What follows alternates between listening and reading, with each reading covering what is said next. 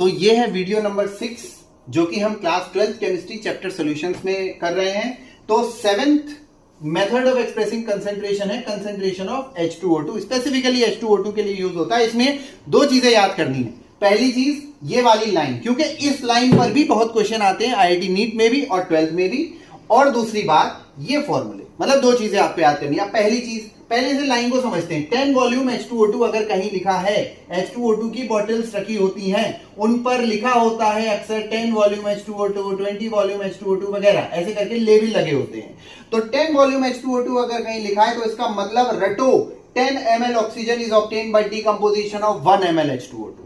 इसी तरह से मैं और एग्जांपल ले लेता हूं। अगर कहीं 20 वॉल्यूम H2O2 लिखा है तो इसको चेंज कर देना कि 20 ml oxygen is obtained by decomposition of 1 ml H2O2। ये 1 रखना, यहां वाली वैल्यू चेंज करते जाना। ऐसे ही 30 वॉल्यूम H2O2 कहीं लिखा है तो इसको हम ऐसे पढ़ेंगे 30 ml oxygen is obtained by decomposition of 1 ml H2O2। पहली बात ये तो याद रखनी। दूसरी बात, H2O2 के ये चार बेसिक फॉर्मूले, पेट फॉर्मूले बहुत ज्यादा याद करने हैं। You have to learn all these फॉर्मूले by heart. VH2O2 into VS is equal to VO2.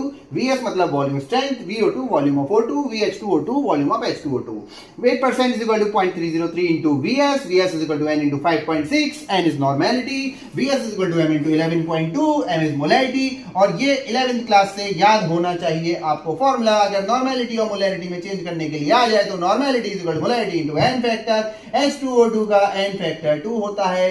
अगर ये चीज आपको समझ में आ गई तो अब ये क्वेश्चन बहुत ही आसान, जस्ट फॉर प्रैक्टिस, इसका आंसर कमेंट में लिखो।